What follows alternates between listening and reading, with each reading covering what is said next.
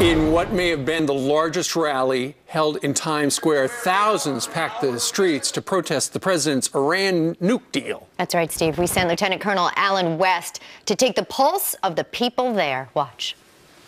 What is the biggest concern for you when you think about this nuclear agreement? Well, our safety. Iran cannot be trusted. I have children that live in that area, and I worry about it every day. Obviously, you're very concerned about the $150 billion that will immediately be restored to Iran. Can we trust them to not send that to Hamas and Hezbollah?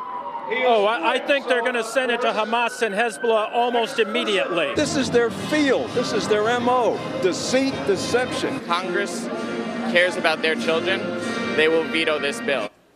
Fox News contributor Lieutenant Colonel Alan West is the CEO of the National Policy Center for Policy Analysis. Nice to see you this morning, Colonel. Good to be with you all. The pulse out there, it seemed there was one theme emerging from all of those people you talked to: trust. We can't trust them. No, you cannot trust Iran. And when you go back and you look at the relationship we've had with Iran since 1979, when they took the hostages, 1983, when they supported Hezbollah in the Beirut barracks bombing, 234 Marine sailors and soldiers were killed, all the way up till today, when they're holding 4 American hostages, the explosive force penetrators that they are providing to terrorists in Iraq and Afghanistan to kill and maim our people.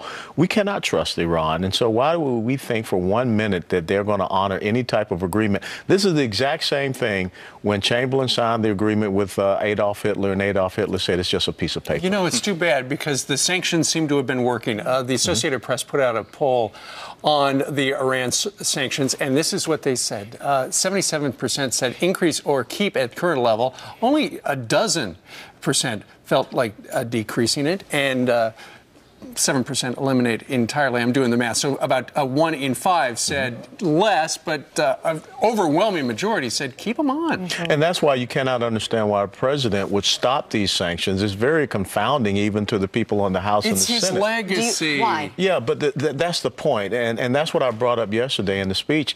You know, there's a reason why no one else has done this. And if you're claiming this is part of a legacy, I've done something that no one else has been able to do, because it's not a real smart thing to do.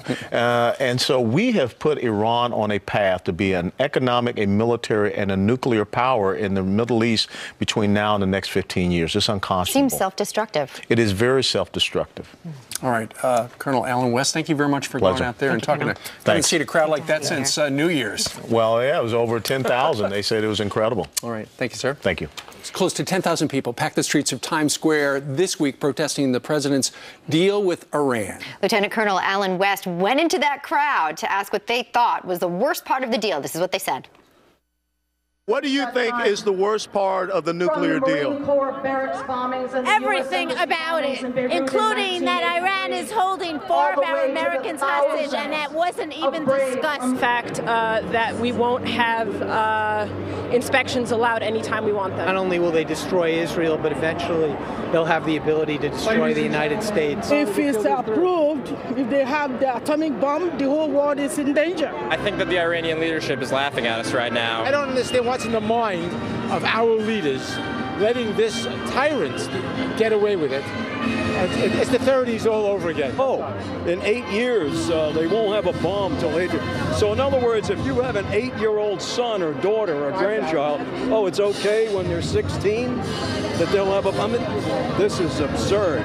That was legendary sportscaster Warner Wolf here in New York. Lieutenant Colonel Alan West, the CEO of the National Center for Policy Analysis and a Fox News contributor, joins us right now. There are a lot of people who don't like the deal the president cut with Iran. There are tons of people. Of course, the folks that are celebrating are in Damascus, Syria, the Hezbollah leader Hassan Nasrallah over in Lebanon, and of course the Iranian people. This is what happens. Immediately, Iran is going to get billions, hundreds of billions of dollars released back to them. They're the #1 state sponsor of terrorism. That's where it's going to go to. Also, we're going to see markets that are going to open up from Europe to them, so they're going to see a boom to their economy. At years 5 to 8, you will see the UN weapons embargo lifted for conventional weapons and then ballistic missiles. Great. And then year 10, they can start back spinning centrifuges. Year 15, they can go back to building new nuclear reactors. Can we trust them? Of course you cannot trust them. They have never given you a reason to trust them. And just this past weekend, they were talking about how they still will seek to trample the United States of America, and there's no change in their belligerence or their policy toward America. Scary stuff. It is very scary stuff, and I can understand why we're doing this, but it is history repeating itself, and our children and grandchildren are going to suffer the consequences. Colonel Alan West hitting the streets to find out what America feels about it. Thank you. Great scene.